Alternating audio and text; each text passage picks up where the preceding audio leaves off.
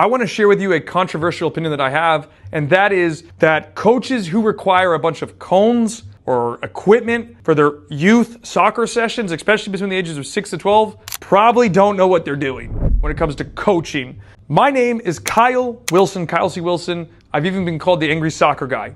I have worked with children as young as 2 years old, all the way to professional players over my current 10-year youth soccer career. And the professional players that I've worked with are Lewis Nani from Manchester United, Benji Michel, Dom Dwyer, Teshuak Adeli, Ruan Teixeira, Santiago Patino, and many others that have played the game at the MLS level and higher. And I've even trained the generational talent, Kawan Bazil, who is arguably the biggest talent coming out of Brazilian football right now, which gives me a lot of knowledge and information to share with people, and that's what I'm doing here.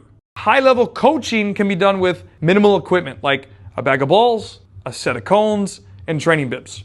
Now, I'm not saying that coaches are not allowed to use other equipment like mannequins or poles. We do that all the time. What I'm simply highlighting is that there's something that I believe happens across the country, especially in the United States, is what I call training that sells. So a bunch of colors or cones or equipment to make it look really good on a field, kind of like an airplane landing strip or a takeoff runway type of thing. And that can look good, but it's not necessarily to the benefit of the child when it comes to their long-term development, because a great session can be run with minimal equipment.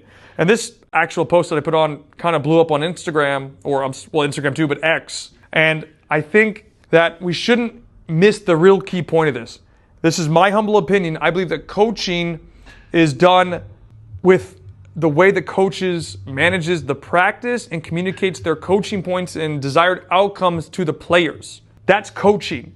The exercises are important. I'm not saying to sit there and have a line of 10 kids, but what I am highlighting is that it doesn't require a lot of equipment. Like, we've run fantastic sessions where I've used, say, 8 or 10 cones and 10 balls and a couple of training bibs. And that's it. And as long as the information coming from the coach is good, the flow of the session is good, the players are enjoying the session, especially in the younger age groups, that's really the most important thing. Because honestly, like, let's be real with each other for a second, the level in the United States is not incredibly high. And we can put this percentage at about 80%, but I bet you it goes up to 90, 95% of the country is not good enough in terms of like the technical skill. Like, they're not at the level necessary to be doing a lot of complicated tasks or training exercises and things that you would see from professional sessions. And even when I started my coaching career 10 years ago, one of the first things I did was I went to YouTube and I looked for professional sessions, which can be a great resource for sure, but it doesn't necessarily translate to kids soccer.